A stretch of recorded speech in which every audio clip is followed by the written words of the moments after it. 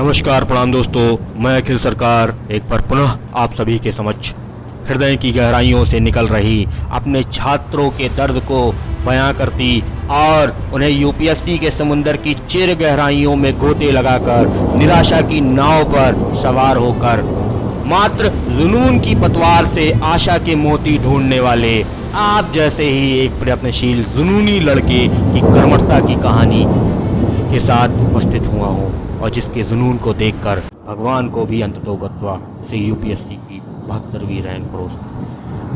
दोस्तों, एक अभ्यर्थी के अपने प्रथम प्रयास से अंतिम प्रयास तक के रगड़ से उत्पन्न सूर्य के तप से भी अधिक उठने वाली दिल की उस तीक्ष्ण उस जलन को समझने और तवज्जो देने की कोशिश।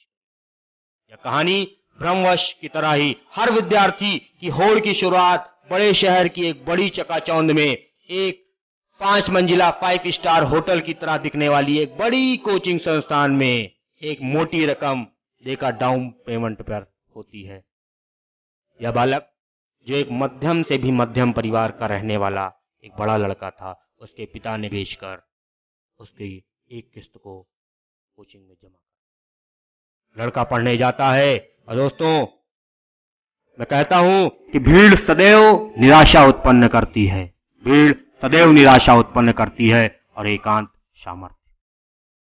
बच्चा बाहर की चकाचौंध को देखता है, बाहर की इस यूपीएससी में लगने वाली भीड़ को देखता है और पंचवर्षीय योजना बनाकर गए लोगों जो अब देखने में मायावी से दिखने लगे थे, उन्हें देखकर उस बच्चे के हृदय में भी एक विभत्स का भाव जाग उठता है। माता पिता का विश्वास अब डगमगाने लगता है। अब कुहासा के बादलों ने मानो मन को कुंठित कर दिया हो। 6x4 हॉस्टल का रूम की दीवारें मानो रो सी रही। वास्तव में 200-300 पद के लिए ये उमड़ी भीड़ उससे पहले उसने कभी नहीं देखी थी, या उसके लिए नई बात थी।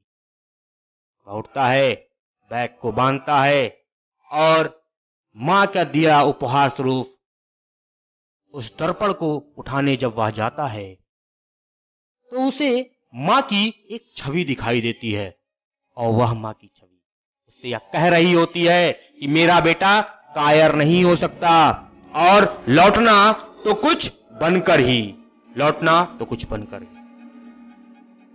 यह कल्पना उसके अंदर एक आशा करण उत्पन्न करती है, एक जोश उत्पन्न करती है, जोश जगाती है और लड़का फिर किताबें खोलता है, मन में एक ठाठस बांधता है और पूरे लगन और मेहनत से तैयारी में जुट जाता है। पेपर होता है,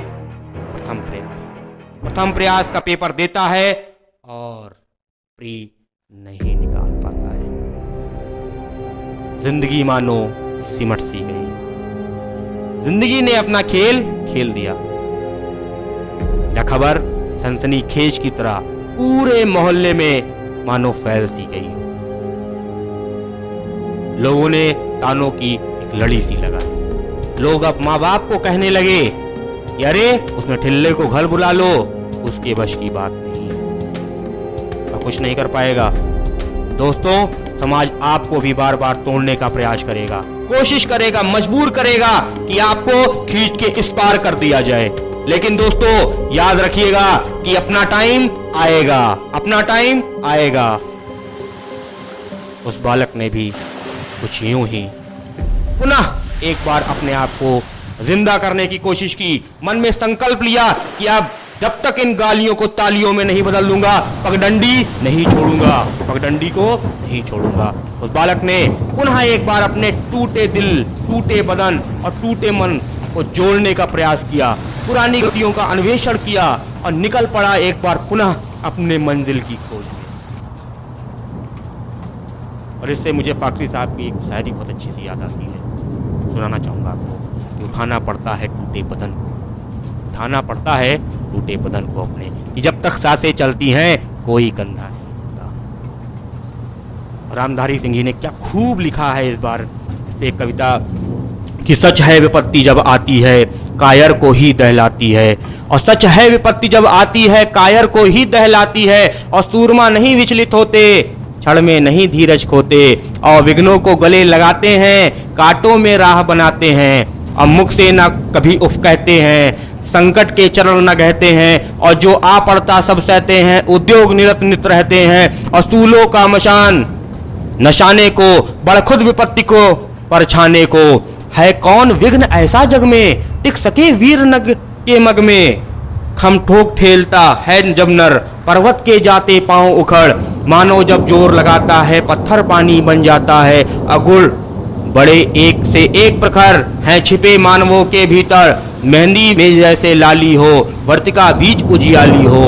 बत्ती जो नहीं जलाता है, रोशनी नहीं वह पाता है, पीसा जाता जब इच्छुदंड, पीसा जाता जब इच्छुदंड। धरती रस की धारा अखंड, मेहंदी जब सहती है प्रहार, बनती ललनाओं की सिंगार। जब फूल पिरोए जाते हैं हम उनको गले लगाते हैं। वसुधा का नेता कौन हुआ, भूखंड विजेता कौन हुआ, अतुलित यश क्रेता कौन हुआ, नवधर्म पड़ेता कौन हुआ, जिसने ना कभी आराम किया, विघ्नों में रहकर नाम किया। जब विघ्न समाते ने आते हैं, सोते से हमें जगाते हैं, अब मन को मरोड़ते हैं पल पल, तन को झकझोरते हैं पल पल। सतपथ की ओर लगाकर ही जाते हैं हमें जगा कर ही, और वाटिका और वन एक नहीं, आराम और रण एक नहीं। वर्षा अधर्ण आतप अखंड, पौरुष के साधन प्रचंड।